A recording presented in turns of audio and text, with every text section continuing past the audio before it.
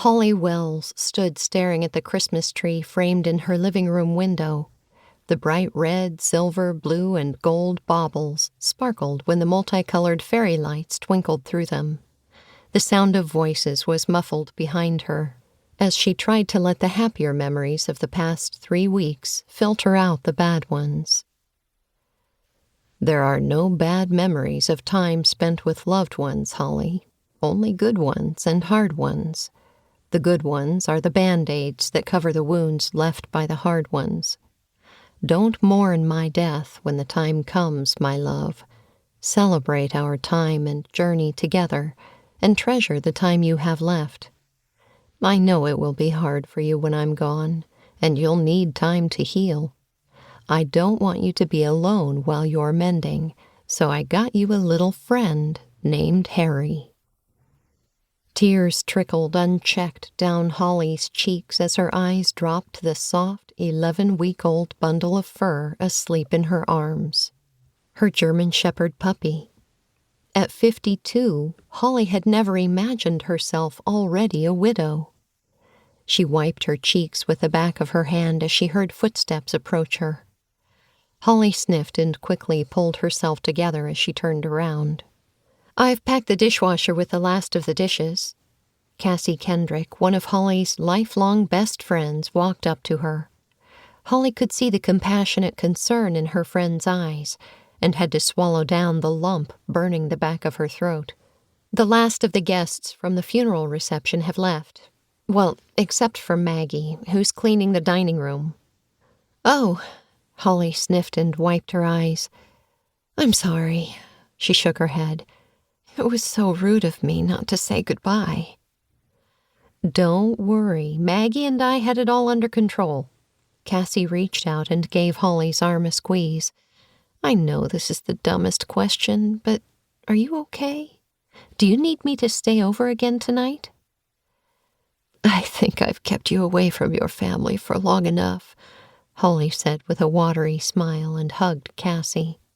A small yelp made her remember she had Harry in her arms. "Oh, shoot, I'm sorry, Cassie. I think I got a bit of dog hair on your dress." "Don't worry about it. I can assure you I've had a lot worse than a few dog hairs on my clothes." Cassie rolled her eyes. "Yes, I remember." Holly managed to smile as she remembered a few times Cassie had come to her house with baby food stains on her clothes, or needing help cutting a sweet out of her hair. Our boy was rather messy, wasn't he? "That he was." Cassie's eyes lit up as they spoke about her now 15-year-old son, Zach. "How is he holding up through this?"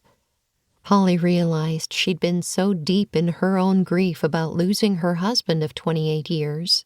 She'd forgotten everyone else had lost him too.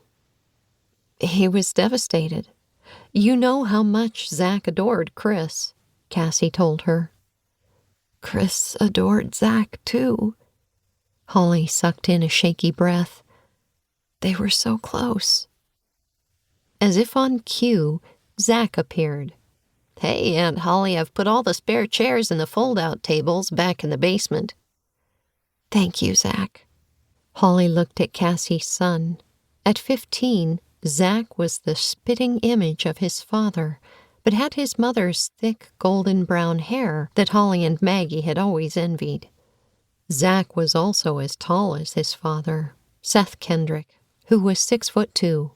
"Did you take one of the fridge tarts I told you to take?" "Thank you, Aunt Holly, I did." Zach walked up to her and hugged her before turning to his mother. "Mom, Dad's ready to leave if you are." He looked at Holly again. "I'm sorry, Aunt Holly, but I have a paper due for school that I need to finish." "I completely understand," Holly assured him. "You've been such a great help today." She looked at Cassie. "You all have." Holly reached out and gave Cassie's hand a squeeze. "I have our coats." Seth Kendrick, Cassie's husband, came up behind them.